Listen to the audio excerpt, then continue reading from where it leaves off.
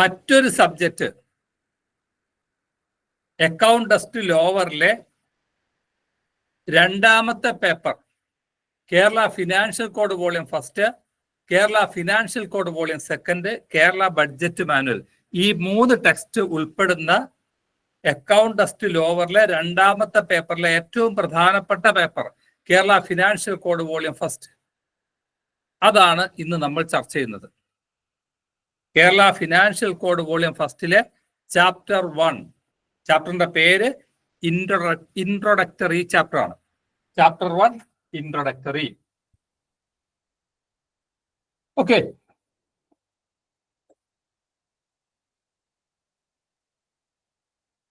ഇനി KSRൽ നമ്മൾ ഓരോ റൂളുമാണ് പഠിക്കുന്നത് എങ്കിൽ ഫിനാൻഷ്യൽ കോഡിൽ നമ്മൾ റൂൾ എന്നല്ല പറയുന്നത്, ആർട്ടിക്കിൾ ആണ്. ആർട്ടിക്കിൾ 1, ആർട്ടിക്കിൾ 2, ആർട്ടിക്കിൾ 3, അങ്ങനെ. അത് KSRലാണെങ്കിൽ നമ്മൾ പറയാ റൂൾ 1, റൂൾ 2, റൂൾ 3. ഫിനാൻഷ്യൽ കോഡിൽ നമ്മൾ പഠിക്കുമ്പോൾ അത് പറയേണ്ടത് ആർട്ടിക്കിൾ 1, ആർട്ടിക്കിൾ 2, ആർട്ടിക്കിൾ 3 എന്നിങ്ങനെയാണ്. റൂൾ 1, സോറി, ആർട്ടിക്കിൾ 1 ഫിനാൻഷ്യൽ കോഡിലെ ആർട്ടിക്കിൾ 1നെ കുറിച്ച്, ആർട്ടിക്കിൾ 1ൽ ഈ ടെക്സ്റ്റ് എന്തിനെ കുറിച്ചാണ് പറയുന്നത് എന്നുള്ളതിന്റെ ഒരു ഡെഫിനിഷനാണ്, അല്ലെങ്കിൽ ഒരു ഡിസ്ക്രിപ്ഷനാണ് ഈ ആർട്ടിക്കിൾ 1ൽ കൊടുത്തിട്ടുള്ളത്. എന്താ പറയുന്നത്? This code means financial code mainly contains rule relating to all financial transactions of the government. ഈ ഫിനാൻഷ്യൽ കോഡിൽ പ്രധാനമായും ചർച്ച ചെയ്യുന്നത് rules relating to all financial transaction of the government. ഗവൺമെന്റിന്റെ ഫിനാൻഷ്യൽ ട്രാൻസാക്ഷനെ കുറിച്ചാണ് പറയുന്നത്.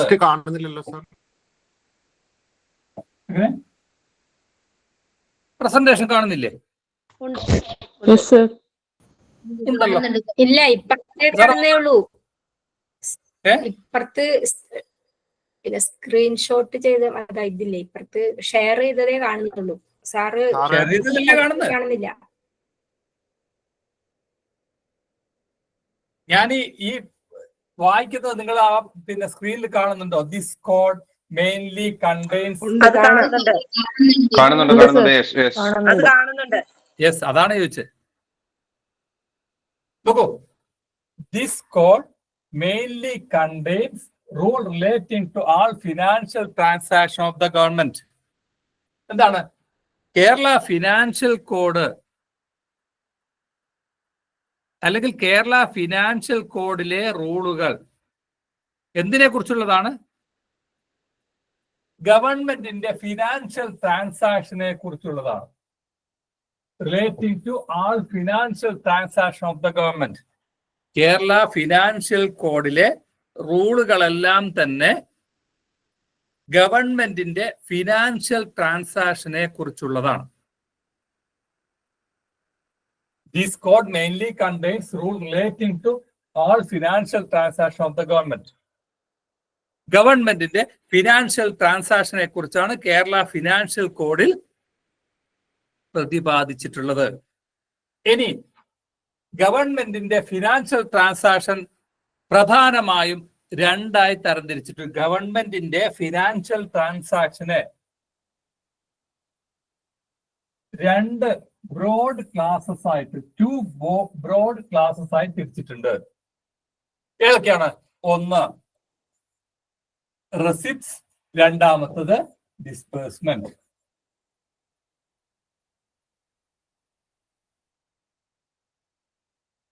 ഗവൺമെന്റിന്റെ ഫിനാൻഷ്യൽ ട്രാൻസാക്ഷനെ കുറിച്ചാണ് ഈ കോഡിന്റെ പ്രതിപാദ്യ വിഷയം. ഫിനാൻഷ്യൽ കോഡിന്റെ പ്രതിപാദ്യ വിഷയം എന്ന് പറയുന്നത് ഗവൺമെന്റിന്റെ ഫിനാൻഷ്യൽ ട്രാൻസാക്ഷനെ കുറിച്ചാണ്. ഗവൺമെന്റിന്റെ ഫിനാൻഷ്യൽ ട്രാൻസാക്ഷൻ എന്ന് പറയുന്നതിന്, ഗവൺമെന്റിന്റെ ഫിനാൻഷ്യൽ ട്രാൻസാക്ഷനെ 2 ബ്രോഡ് ക്ലാസസ് ആയി തിരിച്ചിട്ടുണ്ട്. which fall into 2 broad classes. ഏതൊക്കെയാണ്? ഗവൺമെന്റ് ഫിനാൻഷ്യൽ ട്രാൻസാക്ഷനെ രണ്ടായി തരംതിരിച്ചിട്ടുണ്ട്. ഏതൊക്കെയാണ്? ഗവൺമെന്റ് പണം സ്വീകരിക്കലും ഗവൺമെന്റ് പണം ഡിസ്ബേഴ്സ് ചെയ്യലും വിതരണം ചെയ്യലും. Receipts and disbursement. അപ്പം കേരള ഫിനാൻഷ്യൽ കോഡ് എന്തിനെ കുറിച്ചാണ് ചർച്ച ചെയ്യുന്നത്? ഗവൺമെന്റിന്റെ ഫിനാൻഷ്യൽ ട്രാൻസാക്ഷനെ കുറിച്ചാണ് ചർച്ച ചെയ്യുന്നത്. ഫിനാൻഷ്യൽ ട്രാൻസാക്ഷനെ രണ്ടായി തരംതിരിച്ചിട്ടുണ്ട്. ഏതൊക്കെയാണ്? ഗവൺമെന്റിന്റെ ഏതൊക്കെയാണ്? ഒന്ന് റെസിപ്റ്റ്, രണ്ടാമത്തത് ഡിസ്ബേഴ്സ്മെന്റ്.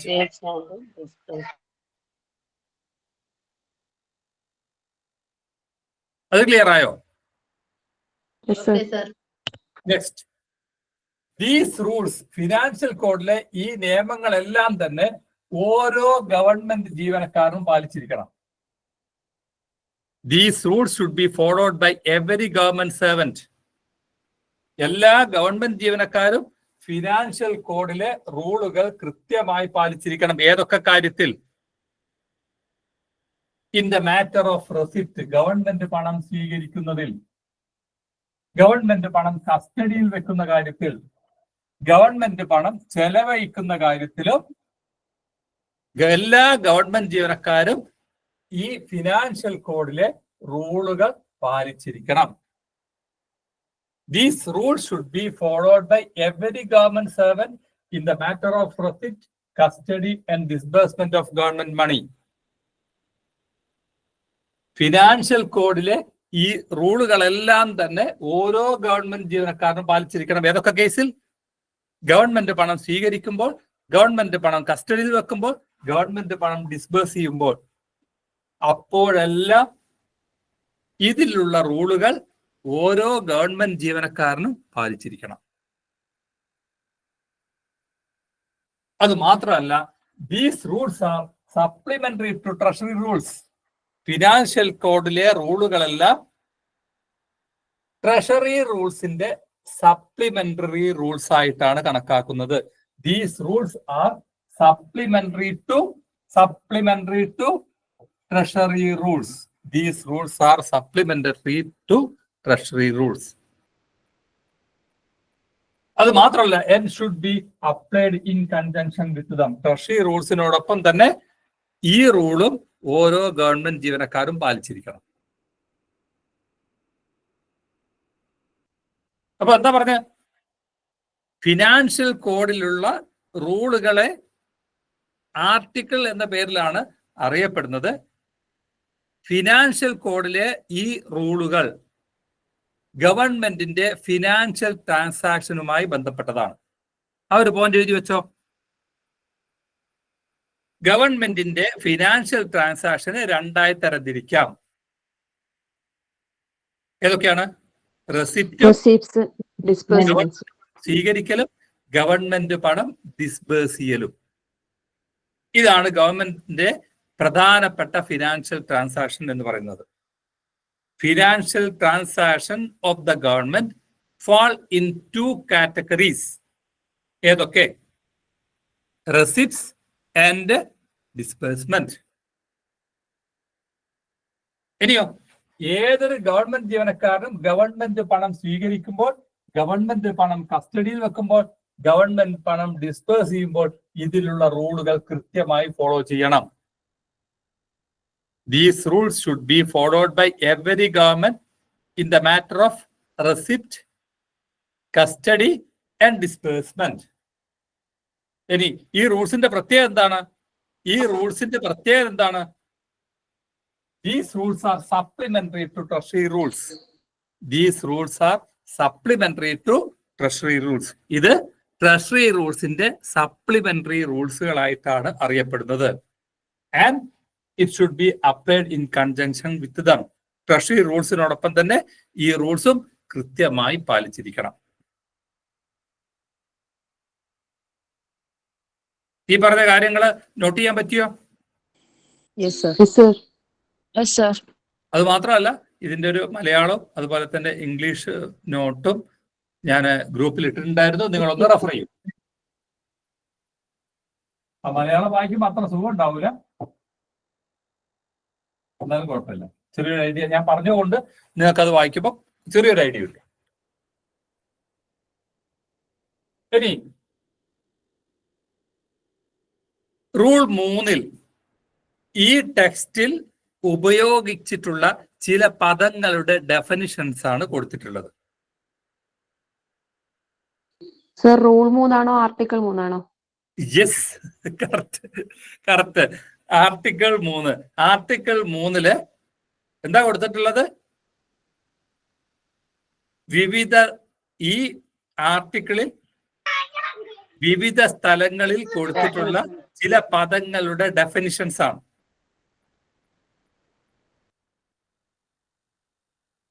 ഈ ടെക്സ്റ്റിൽ ഉപയോഗിച്ചിട്ടുള്ള ചില പദങ്ങളുടെ ഡെഫിനിഷൻസ് എവിടെ കൊടുത്തിട്ടുണ്ട്?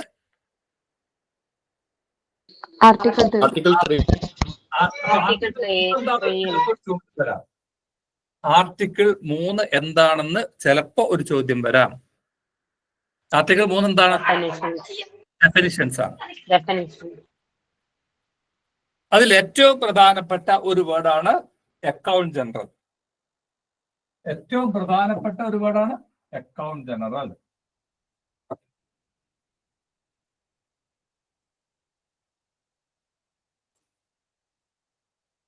Account general. ശരി, എന്താണ് അക്കൗണ്ട് ജനറൽ എന്ന് പറഞ്ഞത്? അല്ലെങ്കിൽ ആരാണ് അക്കൗണ്ട് ജനറൽ? അക്കൗണ്ട് ജനറൽ എന്ന് പറഞ്ഞാൽ he is the head of the office of account and audit. Account and audit ഡിപ്പാർട്ട്മെന്റിന്റെ ഹെഡ് ആണ് അക്കൗണ്ട് ജനറൽ.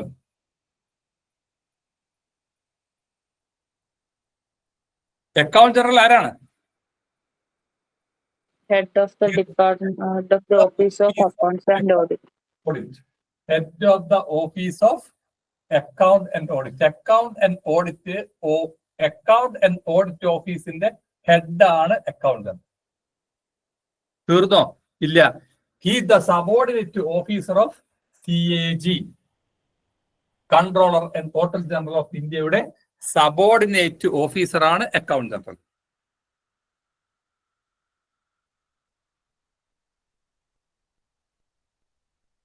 എങ്ങനെ? ആരാ അക്കൗണ്ട് ജനറൽ? ആരാ account general? Head of an office of account and audit. Head of an office of accounts and audit. He is the subordinate officer of CAG. The subordinate of the CAG. Yes. Account and audit ഓഫീസിന്റെ head ആണ് account general. അത് മാത്രമല്ല, he the subordinate officer of the CAG-യുടെ subordinate officer ആണ്. ഇനി എന്താണ് ഇദ്ദേഹത്തിന്റെ ജോലി എന്നുള്ളതാണ് അടുത്ത പറയുന്നത്. ഇദ്ദേഹത്തിന്റെ ജോലി എന്താണ്? ഇദ്ദേഹത്തിന്റെ ജോലി എന്ന് പറയുന്നത്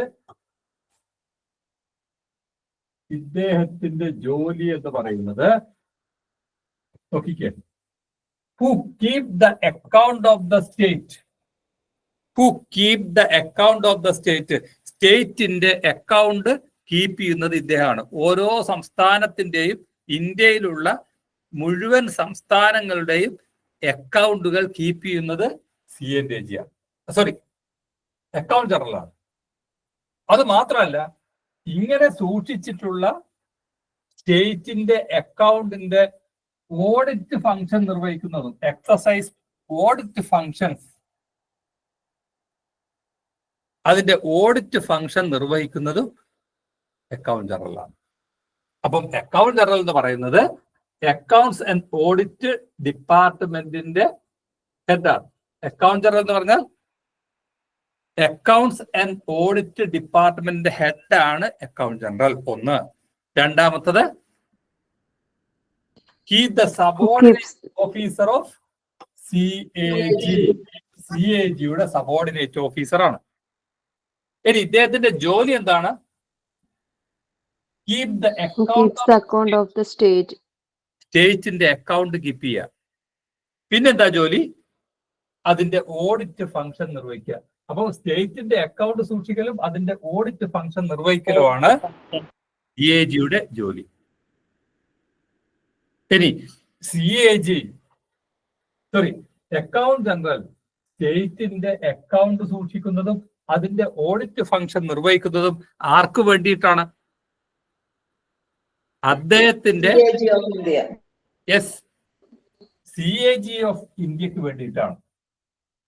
controller and auditor general of ഇന്ത്യയുടെ നിർദ്ദേശാനുസരണമാണ് ഇദ്ദേഹം അക്കൗണ്ട് ജനറൽ സ്റ്റേറ്റിന്റെ അക്കൗണ്ട് സൂക്ഷിക്കുന്നതും അതിന്റെ ഓഡിറ്റ് ഫംഗ്ഷൻ നിർവഹിക്കുന്നതും. ഞാൻ സ്പീഡാവുന്നുണ്ടോ?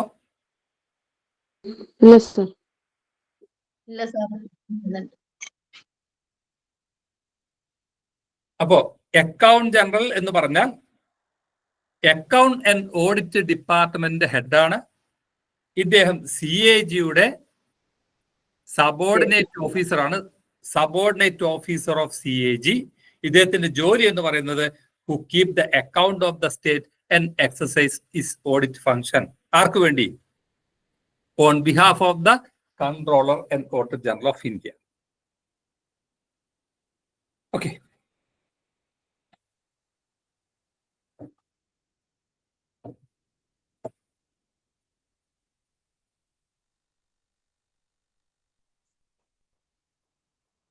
ഇനി അടുത്തത് അഡ്മിനിസ്ട്രേറ്റീവ് അപ്രൂവൽ ആണ്. അഡ്മിനിസ്ട്രേറ്റീവ് അപ്രൂവൽ അത് ഞാൻ വായിച്ചു പറയുന്നതിന് മുമ്പേ ഒരു ഉദാഹരണം പറഞ്ഞാൽ എളുപ്പത്തിൽ മനസ്സിലാവുന്ന ഒരൈറ്റമാണ് അഡ്മിനിസ്ട്രേറ്റീവ് അപ്രൂവൽ. ചിലപ്പോ ഈ ടെസ്റ്റ് ഇതേപോലെ വായിച്ചാൽ ചിലപ്പോ പെട്ടെന്ന് മനസ്സിലായില്ല എന്ന് വരും. ഉദാഹരണം പറയാം. ഒരു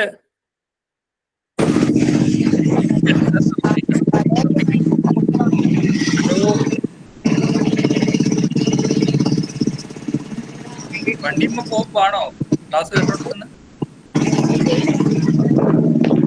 ഹലോ,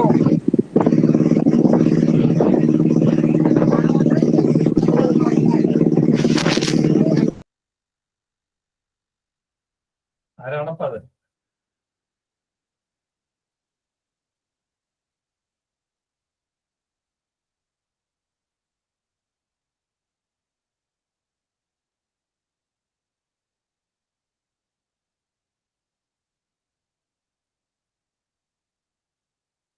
ശരി,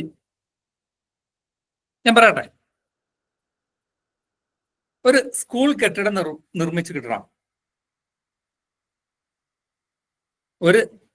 ഒരു ഗവൺമെന്റ് സ്കൂൾ കെട്ടിടം നിർമ്മിച്ചു കിട്ടണം. ശരി, ആ ഒരു സ്കൂൾ കെട്ടിടം നിർമ്മിച്ചു കിട്ടുന്നത്, അങ്ങനെ ഒരു ആവശ്യം ഉന്നയിക്കുന്ന ആരാണ്?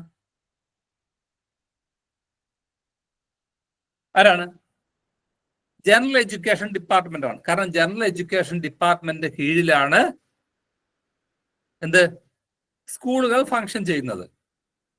അപ്പോ ഒരു സ്കൂൾ കെട്ടിടം നിർമ്മിച്ചു കിട്ടുക എന്നുള്ളത് ജനറൽ എഡ്യൂക്കേഷൻ ഡിപ്പാർട്ട്മെന്റിന്റെ ആവശ്യമാണ്. ശരി, ഈ സ്കൂൾ കെട്ടിടം നിർമ്മിച്ച് തരേണ്ടത് ആരാണ്? PWD ആണ്, പബ്ലിക് വർക്ക് ഡിപ്പാർട്ട്മെന്റ് ആണ്. അപ്പോ ജനറൽ എഡ്യൂക്കേഷൻ ഡിപ്പാർട്ട്മെന്റിന് PWD ഒരു സ്കൂൾ കെട്ടിടം നിർമ്മിച്ചു നൽകണം. അതിന് വരുന്ന ചെലവ് നിർവഹിക്കാൻ, ഒരു സ്കൂൾ കെട്ടിടം നിർമ്മിച്ചു നൽകുന്നതിനുള്ള ചെലവ് നിർവഹിക്കാൻ ബന്ധപ്പെട്ട അഡ്മിനിസ്ട്രേറ്റീവ് ഡിപ്പാർട്ട്മെന്റ്, ദാറ്റ് മീൻസ് ഇവിടെ ജനറൽ എഡ്യൂക്കേഷൻ ഡിപ്പാർട്ട്മെന്റ് PWDക്ക് നൽകുന്ന ആ ചെലവ് നിർവഹിക്കാൻ നൽകുന്ന അനുമതിക്കാണ് അഡ്മിനിസ്ട്രേറ്റീവ് അപ്രൂവൽ എന്ന് പറയുന്നത്. ഇങ്ങനെ ഒരു ഡിപ്പാർട്ട്മെന്റിന് PWD ഏതെങ്കിലും തരത്തിലുള്ള ഒരു ജോലി നിർവഹിച്ചു നൽകണം. അത് എന്താ പറയാ, കെട്ടിടം നിർമ്മിക്കാനായിരിക്കാം, അതല്ലെങ്കിൽ മറ്റെന്തെങ്കിലും ജോലിയായിരിക്കാം. അങ്ങനെ ഒരു അഡ്മിനിസ്ട്രേറ്റീവ് ഡിപ്പാർട്ട്മെന്റിന് PWD ഒരു ജോലി നിർവഹിച്ചു നൽകണം. അതിന് ബന്ധപ്പെട്ട അഡ്മിനിസ്ട്രേറ്റീവ് ഡിപ്പാർട്ട്മെന്റ് അതിന് വരുന്ന ചെലവ് നിർവഹിക്കാൻ PWDക്ക് അനുമതി നൽകുന്നതിനാണ് അഡ്മിനിസ്ട്രേറ്റീവ് അപ്രൂവൽ എന്ന് പറയുന്നത്. ക്ലിയർ ആയോ? സാർ ഒന്നും കൂടെ പറയോ? ഒന്നുകൂടെ ആലോചിച്ച് നോക്കൂ. ജനറൽ എഡ്യൂക്കേഷൻ ഡിപ്പാർട്ട്മെന്റിന് ഒരു സ്കൂൾ കെട്ടിടം 50 ക്ലാസ് മുറികളുള്ള ഒരു സ്കൂൾ കെട്ടിടം നിർമ്മിച്ചു കിട്ടണം. ആരിൽ നിന്ന്? ആര് നിർമ്മിച്ചു തരണം? പബ്ലിക് വർക്ക് ഡിപ്പാർട്ട്മെന്റ് നിർമ്മിച്ചു നൽകണം. അതിന് വരുന്ന ചെലവ് നിർവഹിക്കാൻ PWDക്ക് നൽകുന്ന അനുമതിക്കാണ് അഡ്മിനിസ്ട്രേറ്റീവ് അപ്രൂവൽ എന്ന് പറയുന്നത്. ബന്ധപ്പെട്ട അഡ്മിനിസ്ട്രേറ്റീവ് ഡിപ്പാർട്ട്മെന്റ് ഈ ചെലവ് നിർവഹിക്കാൻ 50 സ്കൂൾ ക്ലാസ് റൂമുകൾ നിർമ്മിച്ചു നൽകുന്നതിനുള്ള ചെലവ് നിർവഹിക്കാൻ PWDക്ക് നൽകുന്ന അനുമതിയാണ്. General education department 50 classroom നിർവഹിക്കാൻ PWDക്ക് പണം ചെലവഴിക്കാൻ നൽകുന്ന അനുമതിക്കാണ് അഡ്മിനിസ്ട്രേറ്റീവ് അപ്രൂവൽ എന്ന് പറയുന്നത്.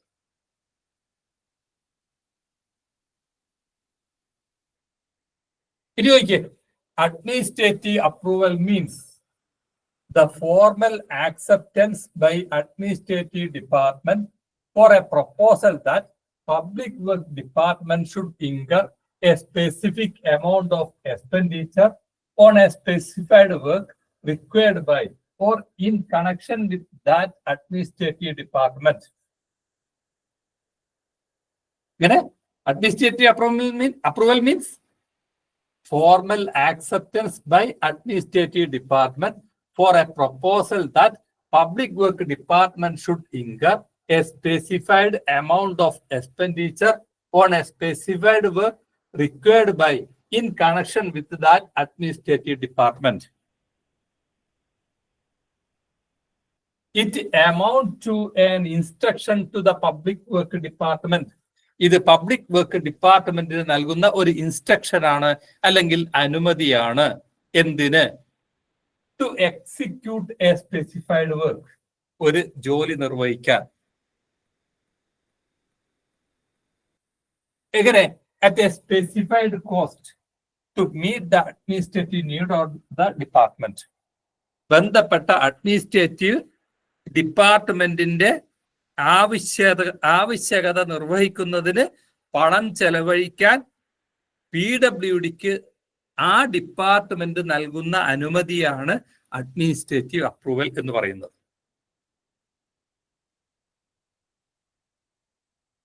ക്ലിയർ ആയോ പറഞ്ഞത്?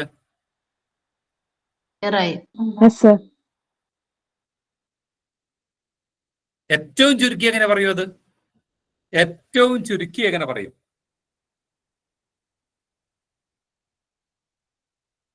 ഒരു അഡ്മിനിസ്ട്രേറ്റീവ് ഡിപ്പാർട്ട്മെന്റ്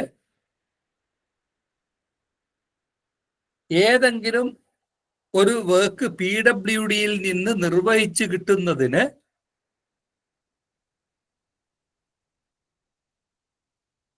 ആ വർക്ക് നിർവഹിക്കുന്നതിന് PWDക്ക് വരുത്താവുന്ന ചെലവിനുള്ള അനുമതി നൽകുന്നതാണ് അഡ്മിനിസ്ട്രേറ്റീവ് അപ്രൂവൽ എന്ന് പറയുന്നത്.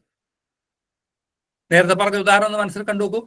50 ക്ലാസ് റൂം നിർമ്മിച്ചു നൽകണം PWD. ആർക്ക്? ജനറൽ എഡ്യൂക്കേഷൻ ഡിപ്പാർട്ട്മെന്റ്, ബന്ധപ്പെട്ട അഡ്മിനിസ്ട്രേറ്റീവ് ഡിപ്പാർട്ട്മെന്റിന്. അതിന് വരുന്ന ഒരു സ്പെസിഫൈഡ് എമൗണ്ട് ചെലവഴിക്കുന്നതിന് PWDക്ക് നൽകുന്ന അനുമതിയാണ് അഡ്മിനിസ്ട്രേറ്റീവ് അപ്രൂവൽ എന്ന് പറയുന്നത്. അഡ്മിനിസ്ട്രേറ്റീവ് അപ്രൂവൽ കിട്ടിയാൽ മാത്രമേ PWDക്ക് ആ വർക്ക് സ്റ്റാർട്ട് ചെയ്യാൻ പറ്റൂ. സാറേ, എക്സ്ക്യൂസ് മീ സാറേ. ഓ, അപ്പൊ ആ ചെലവ് കണക്കാക്കുന്ന ആരാ? PWD അല്ലേ? PWD ആണ്. PWD പറയൂ, ഇതാ ഇത്ര രൂപ നിങ്ങൾക്ക് 50 ക്ലാസ് റൂം അല്ലേ കെട്ടി നിർമ്മിച്ച് നൽകേണ്ടത്? ശരി, അതിന് ഇത്ര രൂപ ചെലവ് വരും. അത് ആരംഗീകരിക്കുന്നു? ബന്ധപ്പെട്ട അഡ്മിനിസ്ട്രേറ്റീവ് ഡിപ്പാർട്ട്മെന്റ് അംഗീകരിക്കുന്നു എന്ന് മാത്രമല്ല, അത് ചെലവഴിക്കാനുള്ള അനുമതിയും കൊടുക്കുന്നു. That is the administrative approval.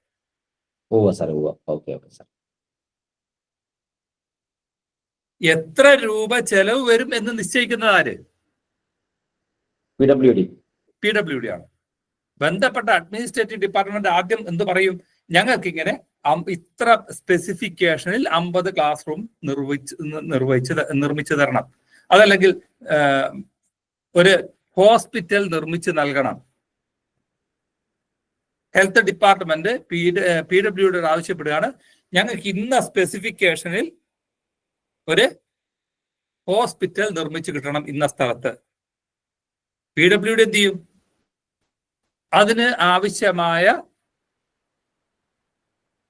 പ്ലാനും എസ്റ്റിമേറ്റും തയ്യാറാക്കി ഇത്ര രൂപ ഇതിന് ചെലവ് വരും എന്ന് ബന്ധപ്പെട്ട അഡ്മിനിസ്ട്രേറ്റീവ് ഡിപ്പാർട്ട്മെന്റ് ഹെൽത്ത് സർവീസിനെ അറിയിക്കും. അവരത് ചർച്ച ചെയ്തിട്ട് അത് അംഗീകരിക്കുകയും അതിനുശേഷം ആ പണം ചെലവഴിക്കാൻ PWDക്ക് നിർദ്ദേശം നൽകുകയും ചെയ്യും. That is the administrative approval. Okay, clear ആയോ?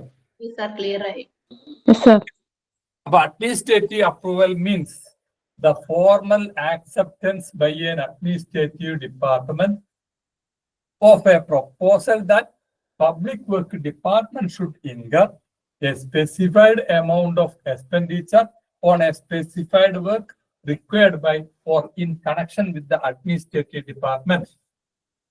It amounts to an instruction to the public work department to execute a specified work or works at a specified cost to meet the administrative need of the department which require the work.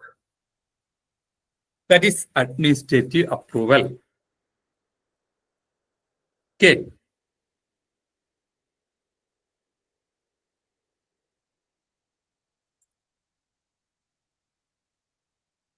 ഇനി അടുത്തത്, ഈ ടെസ്റ്റിൽ ധാരാളം സ്ഥലങ്ങളിൽ ഉപയോഗിച്ചിട്ടുള്ള മറ്റൊരു പദമാണ് appropriation. Appropriation എന്താണ്? അപ്രോപ്രിയേഷൻ എന്ന് പറഞ്ഞാൽ ബജറ്റിൽ ഏതെങ്കിലും ഒരു യൂണിറ്റ്, ഏതെങ്കിലും ഒരു ആവശ്യം നിർവഹിക്കുന്നതിന് അല്ലെങ്കിൽ ഏതെങ്കിലും ഒരു സേവനം നടപ്പിൽ വരുത്തുന്നതിന് ബജറ്റിൽ നീക്കി വെക്കുന്ന തുകയ്ക്കാണ് അപ്രോപ്രിയേഷൻ എന്ന് പറയുന്നത്.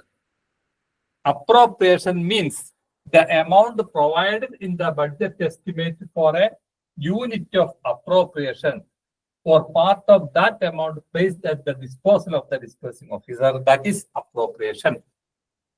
എന്താ? ഏതെങ്കിലും ഒരു വർക്ക് നിർവഹിക്കുന്നതിന് അല്ലെങ്കിൽ ഏതെങ്കിലും ഒരു യൂണിറ്റ് ഓഫ് അപ്രോപ്രിയേഷൻ നടപ്പിൽ വരുത്തുന്നതിന് ബജറ്റിൽ നീക്കി വെക്കുന്ന തുകയ്ക്ക് പറയുന്ന പേരാണ് appropriation. Appropriation means the amount provided in the budget estimate for a unit of appropriation or part of that amount placed at the disposal of the disbursing officer. അതല്ലെങ്കിൽ ഏതെങ്കിലും ഒരു വർക്ക് നിർവഹിക്കുന്നതിന് ചുമതലക്കാരനായ ഡിസ്പേഴ്സിംഗ് ഓഫീസറെ ഏൽപ്പിക്കുന്ന തുകയ്ക്കാണ് അപ്രോപ്രിയേഷൻ എന്ന് പറയുന്നത്. ഒന്നുകിൽ ബജറ്റിൽ ഒരു യൂണിറ്റ് ഓഫ് അപ്രോപ്രിയേഷൻ നിർവഹിക്കുന്നതിന് അല്ലെങ്കിൽ ഒരു യൂണിറ്റ് ഓഫ് വർക്ക് നിർവഹിക്കുന്നതിന്, ഒരു പാലം നിർമ്മിക്കണം, അതൊരു യൂണിറ്റ് ഓഫ് അപ്രോപ്രിയേഷൻ ആണ്. ഒരു ആശുപത്രി കെട്ടിടം നിർമ്മിക്കണം, അതൊരു യൂണിറ്റ് ഓഫ് അപ്രോപ്രിയേഷൻ ആണ്. അപ്പം ബജറ്റിൽ ഒരു യൂണിറ്റ് ഓഫ് അപ്രോപ്രിയേഷൻ നിർവഹിക്കുന്നതിന് നീക്കി വെക്കുന്ന എമൗണ്ടിന് പറയുന്ന പേരാണ് അപ്രോപ്രിയേഷൻ. അതല്ലെങ്കിൽ ഒരു യൂണിറ്റ് ഓഫ് അപ്രോപ്രിയേഷൻ നിർവഹിക്കുന്നതിന് ചുമതലക്കാരനായ ഉദ്യോഗസ്ഥനെ ഏൽപ്പിക്കുന്ന പണം, ബജറ്റ് നിർദ്ദേശം, that is the appropriation. Appropriation means the amount provided in the budget estimate for a unit of appropriation or the part of that amount placed at the disposal of the disbursing officer. Clear ആയോ? കാരണം വിവിധ ആവശ്യങ്ങൾ നിർവഹിക്കാൻ ഒരു ബജറ്റിൽ നിർദ്ദേശം ഉണ്ടാവും. പാലം കെട്ടണം, റോഡ് നിർമ്മിക്കണം, അല്ലെ, സ്കൂൾ കെട്ടിടം നിർമ്മിക്കണം. അങ്ങനെ വിവിധ ആവശ്യങ്ങൾക്ക് ബജറ്റിൽ പണം നീക്കി വെക്കേണ്ടി വരും. അങ്ങനെ ഓരോ ആവശ്യത്തിനും ബജറ്റിൽ നീക്കി വെക്കുന്ന പണത്തിന് പറയുന്ന പേരാണ് അപ്രോപ്രിയേഷൻ. റോഡ് നിർമ്മാണത്തിനുള്ള അപ്രോപ്രിയേഷൻ എത്ര? 500 കോടി.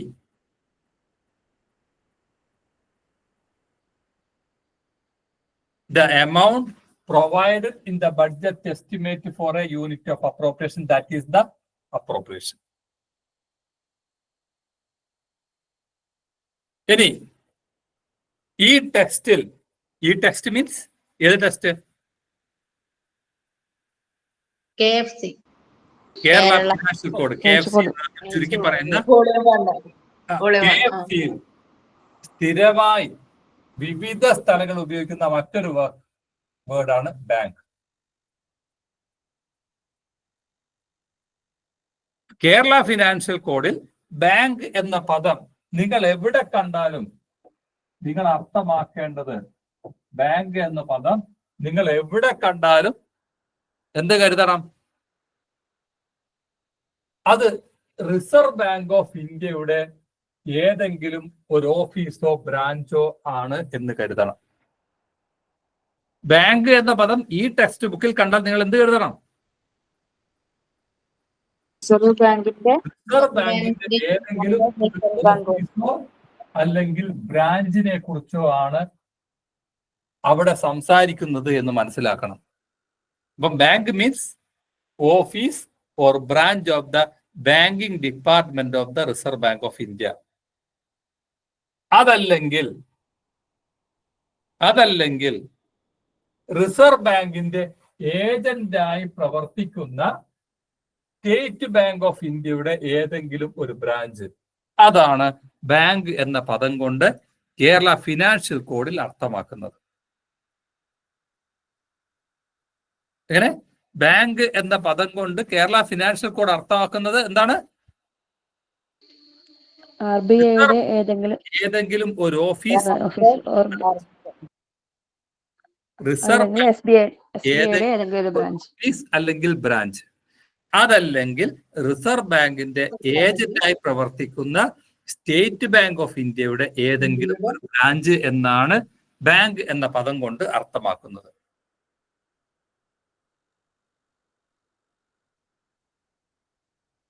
അപ്പം ബാങ്ക് എന്ന് പറഞ്ഞാൽ റിസർവ് ബാങ്ക് ഓഫ് ഇന്ത്യയുടെ ഏതെങ്കിലും ഒരു ഓഫീസോ ബ്രാഞ്ചോ ആയിരിക്കും. Bank means reserve bank of ഇന്ത്യയുടെ ഏതെങ്കിലും ഒരു ഓഫീസ്, അതല്ലെങ്കിൽ ഏതെങ്കിലും ഒരു ബ്രാഞ്ച്, ദാറ്റ് ഈസ് ബാങ്ക്. അതല്ലെങ്കിൽ സ്റ്റേറ്റ് ബാങ്ക് ഓഫ് ഇന്ത്യയുടെ ഏതെങ്കിലും ഒരു ബ്രാഞ്ച്. അതാണ് ബാങ്ക് എന്ന പദം കൊണ്ട് അർത്ഥമാക്കുന്നത്.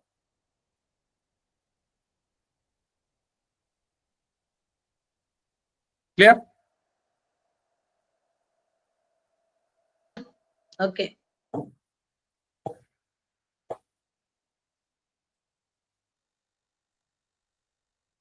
ഇനി അടുത്തത് book adjustment or book transfer. Book adjustment or book transfer. Government ഡിപ്പാർട്ട്മെന്റുകൾ ഗവൺമെന്റ് ട്രാൻസാക്ഷൻ പരസ്പരം കൈമാറുന്നത് എന്താണ്? യഥാർത്ഥത്തിലുള്ള ക്യാഷോ നാണയങ്ങളോ ഉപയോഗിച്ചല്ല. പകരം എങ്ങനെയാണ്?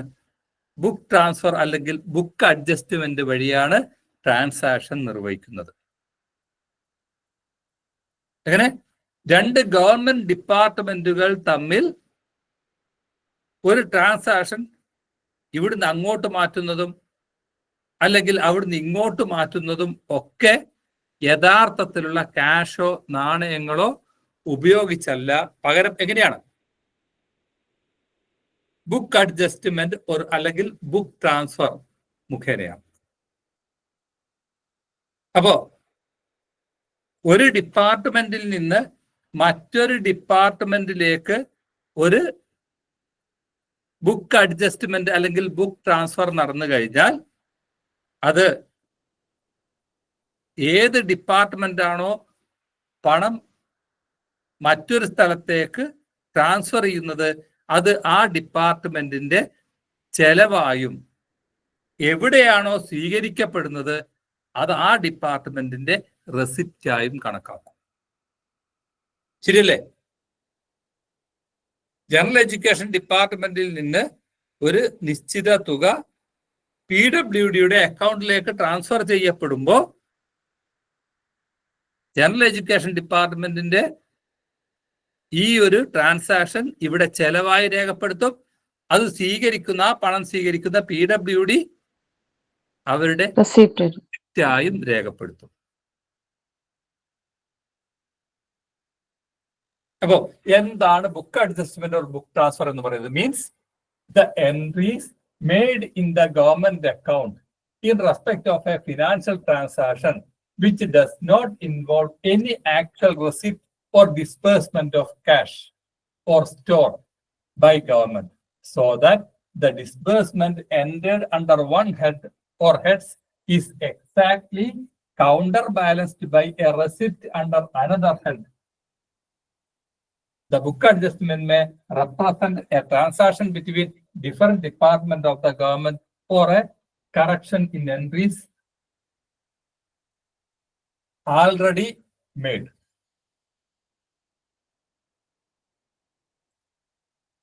അപ്പൊ book adjustment or book transfer എന്ന് പറഞ്ഞാൽ എന്താണ്?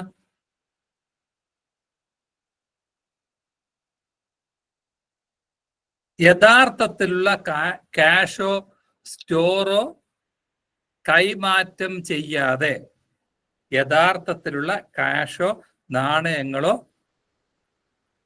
കൈമാറ്റം നടത്താതെ നടത്തുന്ന ഫിനാൻഷ്യൽ ട്രാൻസാക്ഷൻ പറയുന്ന പേരാണ് book adjustment or book transfer എന്ന് പറയുന്നത്.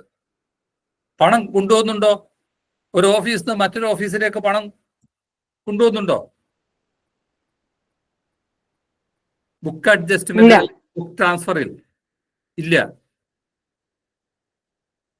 Book adjustment or book transfer വഴിയാണ് നടക്കുന്നത്. Book adjustment or book transfer means entries made in government account in respect of a financial transaction which does not involve any actual receipt or disbursement of cash or store by government. യഥാർത്ഥത്തിലുള്ള പണമോ അല്ലെങ്കിൽ സ്റ്റോറോ കൈമാറ്റം നടത്താതെ ഒരു അക്കൗണ്ടിൽ നിന്ന് മറ്റൊരു അക്കൗണ്ടിലേക്ക്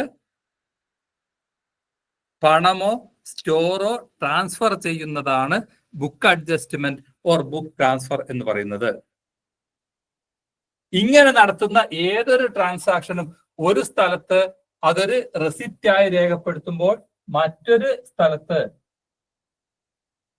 ഒരു കൗണ്ടർ ബാലൻസ്ഡ്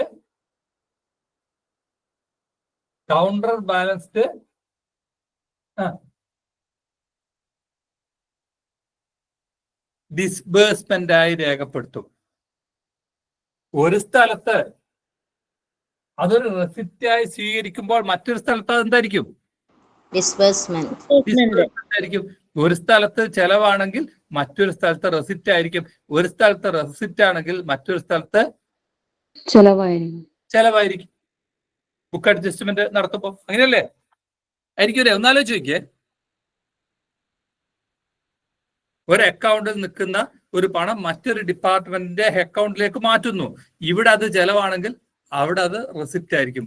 ഒരു കൗണ്ടർ ബാലൻസ്ഡ് എപ്പോഴും ഉണ്ടായിരിക്കും അതിന്, അല്ലേ?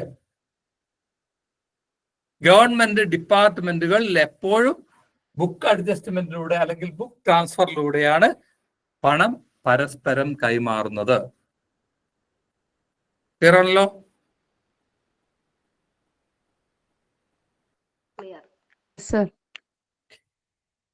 ബോറടിക്കുന്നുണ്ടോ? കേസാറ് പോലെ ഉറക്കം വരുന്നുണ്ടോ?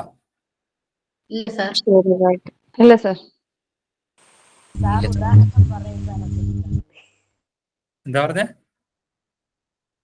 ഉദാഹരണ സഹിതം പറയുമ്പോ കുറച്ചും കൂടി വ്യക്തമാകുന്നുണ്ട്. അങ്ങനെയല്ലേ ഞാൻ പറയുന്നത്? അതെ, ആ സമയത്താണ് വളരെ എന്താ പറയാ ഓക്കെ ആവുന്നത്. സാർ ഇഫക്റ്റീവ് ആയിട്ടാണ് ക്ലാസ് തരുന്നത്. അതായത് ഉദാഹരണം പറയുമ്പോൾ നല്ല ഇഫക്റ്റീവ് ആയിട്ട് മനസ്സിലാകുന്നുണ്ട് കറക്റ്റ് കാര്യം. അതാണ് സാർ. ഇനി ബഡ്ജറ്റ് എസ്റ്റിമേറ്റ് എന്താണ് ബഡ്ജറ്റ് എസ്റ്റിമേറ്റ്?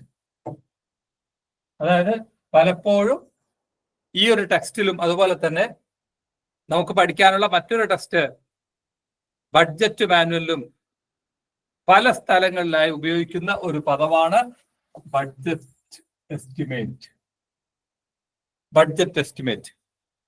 ഒരു സാമ്പത്തിക വർഷം പ്രതീക്ഷിക്കുന്ന വരവിന്റെയും ചെലവിന്റെയും ആകെ തുകയാണ് ബഡ്ജറ്റ് എസ്റ്റിമേറ്റ് എന്ന് പറയുന്നത്. ഒരു ഫിനാൻഷ്യൽ ഇയറിൽ പ്രതീക്ഷിക്കുന്ന വരവിന്റെയും ചെലവിന്റെയും ആകെ തുകയാണ് ബഡ്ജറ്റ് എസ്റ്റിമേറ്റ് എന്ന് പറയുന്നത്. Budget estimate are the detailed estimate of the receipt and disbursement of a financial year. അപ്പൊ ഒരു ബജറ്റ് അവതരിപ്പിക്കുമ്പോൾ ഈ ഒരു സാമ്പത്തിക വർഷം ഏപ്രിൽ 1 മുതൽ വരുന്ന മാർച്ച് 31 വരെ ഏതൊക്കെ ഇനത്തിൽ പണം ലഭിക്കാൻ, ഗവൺമെന്റിലേക്ക് പണം വരാൻ സാധ്യതയുണ്ട്, ഏതൊക്കെ ഇനത്തിൽ ഗവൺമെന്റിന് പണം ചെലവഴിക്കേണ്ടി വരും,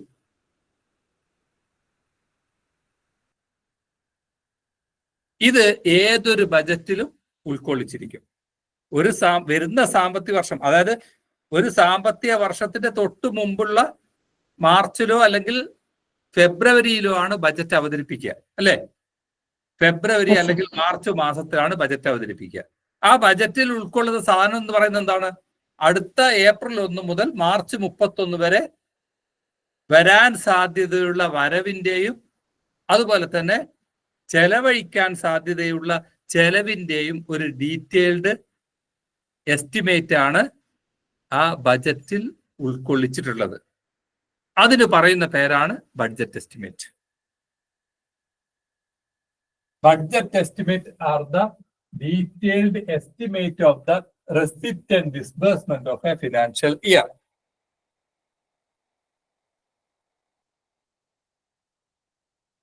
എങ്ങനെ? Budget estimate are the detailed estimate of the receipt and disbursement of a financial year.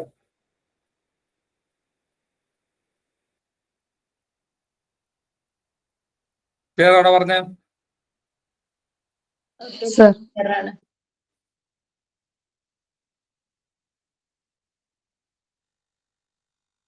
ശരി, അടുത്തത് ക്യാഷ് ഓർഡർ ആണ്. ക്യാഷ്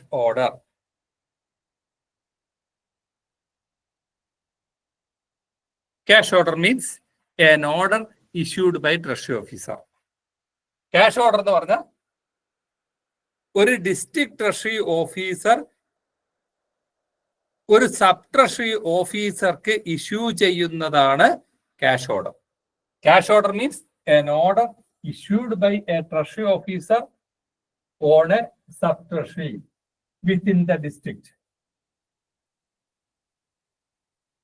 ഇവിടെ ട്രഷറി ഓഫീസർ എന്ന് കണ്ടാൽ നമ്മുടെ മനസ്സിൽ ഓട്ടോമാറ്റിക്കലി വരണം അത് ഡിസ്ട്രിക്ട് ട്രഷറി ഓഫീസറാണ്. അപ്പൊ ട്രഷറി കോഡും ഫിനാൻഷ്യൽ കോഡും ഒക്കെ പഠിക്കുമ്പോൾ ട്രഷറി ഓഫീസർ എന്ന് കണ്ടാൽ നമ്മൾ എന്ത് മനസ്സിലാക്കണം? ഈ പറയുന്നത് ഡിസ്ട്രിക്ട് ട്രഷറി ഓഫീസറെ കുറിച്ചാണ്. ഇനി സബ് ട്രഷറി ഓഫീസറെ സംബന്ധിച്ചിടത്തോളം സബ് ട്രഷറി ഓഫീസർ എന്ന് പ്രത്യേകം പറയും. അപ്പോ ഒരു ട്രഷറി ഓഫീസർ, അതായത് ഒരു ഡിസ്ട്രിക്ട് ട്രഷറി ഓഫീസർ അദ്ദേഹത്തിന്റെ കീഴിലുള്ള സബ് ട്രഷറി ഓഫീസർക്ക് ഇഷ്യൂ ചെയ്യുന്നതാണ് ക്യാഷ് ഓർഡർ എന്ന് പറയുന്നത്. ശരി, എന്തിനാണ് ക്യാഷ് ഓർഡർ ഇഷ്യൂ ചെയ്യുന്നത്? Yes, for a payment on the government amount or for any authorized purpose for a specified amount to a specified person. ആ സബ് ട്രഷറിയുടെ ഏതെങ്കിലും ഒരു വർക്ക് നിർവഹിച്ചതിന് അല്ലെങ്കിൽ ആ സബ് ട്രഷറിയുടെ ഏതെങ്കിലും ഒരു ചെലവ് നിർവഹിക്കുന്നതിന് ഒരു നിശ്ചിത തുക ഒരു നിശ്ചിത വ്യക്തിക്ക് കൊടുക്കാനാണ് ക്യാഷ് ഓർഡർ ഇഷ്യൂ ചെയ്യുന്നത്. അപ്പോ ക്യാഷ് ഓർഡർ ആരാ ഇഷ്യൂ ചെയ്യുന്നത്? ട്രഷറി ഓഫീസറാണ് ഇഷ്യൂ ചെയ്യുന്നത്. ആർക്കാണ് ഇഷ്യൂ ചെയ്യുന്നത്? Sub treasury officer. Cash order issue ചെയ്യുന്നത് ഓഫീസർ, ഡിസ്ട്രിക്ട് ട്രഷറി ഓഫീസറാണ് ക്യാഷ് ഓർഡർ ഇഷ്യൂ ചെയ്യുന്നത്. ആർക്ക്? Treasury officer. സർക്കാണ് ക്യാഷ് ഓർഡർ ഇഷ്യൂ ചെയ്യുന്നത്. എന്തിനു വേണ്ടി? ആ സബ് ട്രഷറിയുടെ ഏതെങ്കിലും ഒരു വർക്ക് നിർവഹിച്ചതിന് ഒരു സ്പെസിഫൈഡ് പേഴ്സണ് ഒരു നിശ്ചിത എമൗണ്ട് നൽകുന്നതിനാണ് ഈ ക്യാഷ് ഓർഡർ ഇഷ്യൂ ചെയ്യുന്നത്. ഒരു സബ് ട്രഷറിയുടെ ഒരു ഓതറൈസ്ഡ് പേർപ്പസസിന് വേണ്ടി ഒരു നിശ്ചിത വ്യക്തിക്ക് നൽകാനാണ്, ഒരു സ്പെസിഫൈഡ് എമൗണ്ട് ഒരു നിശ്ചിത വ്യക്തിക്ക് നൽകാനാണ് ക്യാഷ് ഓർഡർ ഇഷ്യൂ ചെയ്യുന്നത്. ഇപ്പൊ ഒരു സബ് ട്രഷറിയുടെ ഏതെങ്കിലും വർക്ക് നിർവഹിച്ചതിന്, അല്ലെങ്കിൽ അവിടെയുള്ള ഏതെങ്കിലും ഒരു കണ്ടിൻജന്റ് ചാർജ് നിർവഹിക്കുന്നതിന്, അല്ലെങ്കിൽ സ്റ്റേഷനറി ഐറ്റം വാങ്ങിക്കുന്നതിനോ നൽകുന്നതിനോ പണം ചെലവഴിച്ചതിന് ഒരു സ്പെസിഫൈഡ് എമൗണ്ട് ഒരു സ്പെസിഫൈഡ് വ്യക്തിക്ക് നൽകുന്നതിന് ഡിസ്ട്രിക്ട് ട്രഷറി ഓഫീസർ ഇഷ്യൂ ചെയ്യുന്ന ഒരു രേഖയാണ് ക്യാഷ് ഓർഡർ എന്ന് പറയുന്നത്.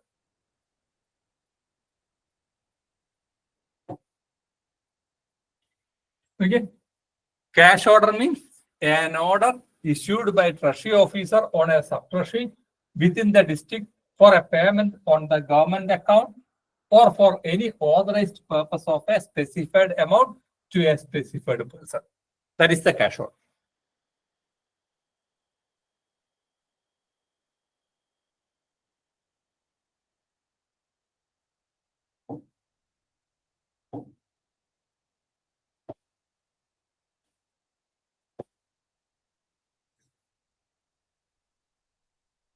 ഇനി സെൻഡേജ് ചാർജസ്.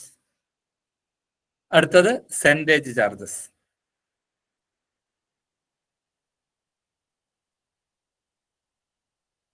സെൻഡേജ് ചാർജസ് എന്താണ്? സെൻഡേജ് ചാർജസ് എന്ന് പറയുന്നത് സാർ ഇതെല്ലാം ഡെഫിനിഷൻ അല്ലേ ക്വസ്റ്റ്യൻ ചോദിക്കുക? അതെ. അപ്പൊ നമുക്ക് ബുക്കിൽ നോക്കിയിട്ട് കൂടെ എഴുതാം അല്ലേ? തീർച്ചയായിട്ടും പുസ്തകം നോക്കി എഴുതാം. ഓക്കെ. ആ ചോദ്യം കാണുമ്പോൾ നിങ്ങൾക്ക് ഈ ഒരു കൺഫ്യൂഷൻ ഒന്നും ഉണ്ടാവില്ല, വളരെ എളുപ്പമാണ്. ഇത് ഞാൻ എടുത്തൊരു പ്രസന്റേഷൻ മാറിപ്പോയി. എന്താന്ന് പറഞ്ഞാൽ ഇതിന്റെ ഓരോ ഡെഫിനിഷന്റെയും താഴെ ചോദിച്ച ചോദ്യങ്ങളുള്ള ഒരു എന്തായിരുന്നു പ്രസന്റേഷൻ ആയിരുന്നു ഉപയോഗിക്കേണ്ടിയിരുന്നത്. അവരെനിക്ക് അയച്ചു തന്നത് മാറിപ്പോയി. അല്ലെങ്കിൽ കുറച്ചും കൂടെ എളുപ്പത്തിൽ നമുക്കത് മനസ്സിലാവുമായിരുന്നു ഇതിന്റെ കീഴിലുള്ള ചോദ്യങ്ങൾ വരുമ്പോൾ. നാളെ നമുക്ക് ആ ചോദ്യം ഡിസ്കസ് ചെയ്യാം. അപ്പൊ വളരെ എളുപ്പം. ശരി, അടുത്തത് സെൻഡേജ് ചാർജസ് ആണ്.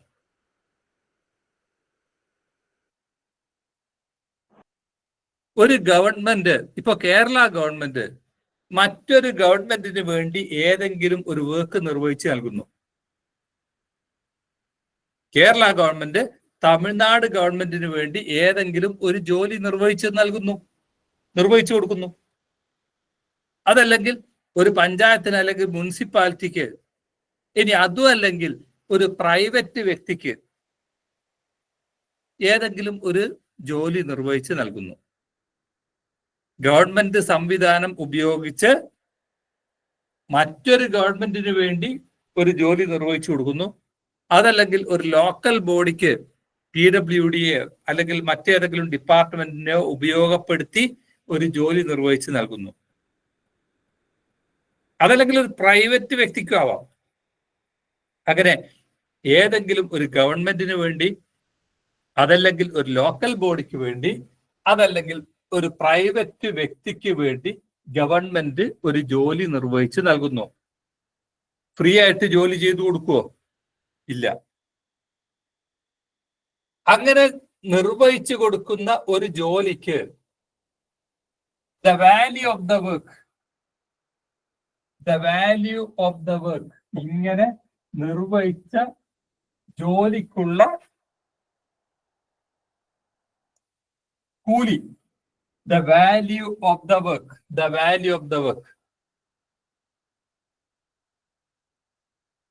ബന്ധപ്പെട്ട ഗവൺമെന്റിൽ നിന്ന് അല്ലെങ്കിൽ ലോക്കൽ ബോഡിയിൽ നിന്ന് അല്ലെങ്കിൽ പ്രൈവറ്റ് വ്യക്തിയിൽ നിന്ന് ഗവൺമെന്റ് നൽകിയ ജോലിക്ക്, ഗവൺമെന്റ് ചെയ്തു കൊടുത്ത ജോലിക്ക്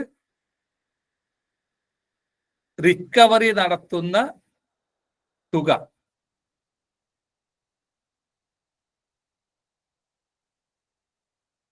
അത് ഒരു പേഴ്സൻറ്റേജ് റേറ്റിലാണ് ഈടാക്കുന്നത് എങ്കിൽ അതിന് പറയുന്ന പേരാണ് പെർസെന്റേജ് ചാർജസ്. ഒന്നുകൂടെ പറയാം. ഗവൺമെന്റ്, കേരള ഗവൺമെന്റ് മറ്റേതെങ്കിലും ഗവൺമെന്റിന് വേണ്ടി ഒരു ജോലി നിർവഹിച്ച് നൽകുന്നു. അതല്ലെങ്കിൽ ആർക്ക്? ഒരു ലോക്കൽ ബോഡിക്ക്. കേരള ഗവൺമെന്റ് ഒരു ലോക്കൽ ബോഡിക്ക്, തിരുവനന്തപുരം നഗരസഭയ്ക്ക് ഏതെങ്കിലും ഒരു ജോലി നിർവഹിച്ചു കൊടുക്കുന്നു, അല്ലെങ്കിൽ ഒരു പ്രൈവറ്റ് വ്യക്തിക്ക് ഒരു ജോലി നിർവഹിച്ച് നൽകുന്നു. അങ്ങനെ നിർവഹിച്ചു നൽകുന്ന ജോലിക്കുള്ള കൂലി ഒരു പേഴ്സൻറ്റേജ് റേറ്റിലാണ് ഈടാക്കുന്നത് എങ്കിൽ, ഒരു പേഴ്സൻറ്റേജ് റേറ്റിലാണ് അതിന്റെ കൂലി ഈടാക്കുന്നത് എങ്കിൽ അതിന് പറയുന്ന പേരാണ് പെർസെന്റേജ് ചാർജസ്. ഗവൺമെന്റ് നിർവഹിച്ചു കൊടുത്ത ഒരു ജോലിക്കുള്ള കൂലി പേഴ്സൻറ്റേജ് റേറ്റിലാണ് ഈടാക്കുന്നത് എങ്കിൽ അതിന് പറയുന്ന പേരാണ് പെർസെന്റേജ് ചാർജസ് എന്ന് പറയുന്നത്.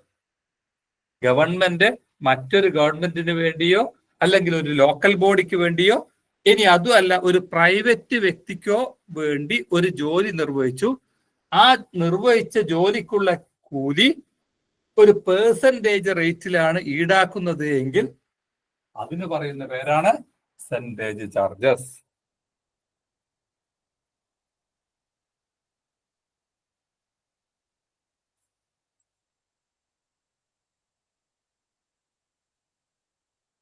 എന്താ സ്ഥിതി? തല തീർക്കുന്നുണ്ടോ? സാറേ ഒരു 5 മിനിറ്റ് റെസ്റ്റ് വേണല്ലേ? എല്ലാം കൂടി ഒരു കൺഫ്യൂഷൻ ആവുന്നുണ്ട് സാർ. എല്ലാം കൂടി കൺഫ്യൂഷൻ ആകുന്നുണ്ടോ? സാർ ഇതൊരു എമൗണ്ട് വെച്ചിട്ട് പറഞ്ഞാൽ കുറച്ചുകൂടെ എങ്ങനെ എമൗണ്ട് വെച്ചിട്ട് പറഞ്ഞു തരാൻ പറ്റുമോ? ഒറ്റ കാര്യം ആലോചിക്കണ്ടു.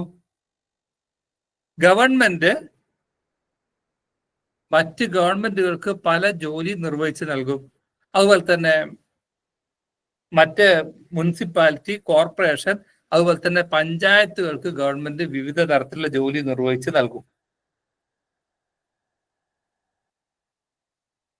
ഇതിനുള്ള കൂലി, നിർവഹിക്കുന്ന ജോലിക്കുള്ള കൂലി പേഴ്സൻറ്റേജ് റേറ്റിലാണ് ഈടാക്കുന്നത് എങ്കിൽ അതിന് പറയുന്ന പേരാണ് percentage charges.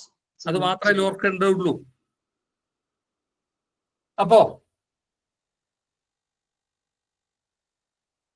percentage charges means in connection with a work which the government execute on behalf of another government.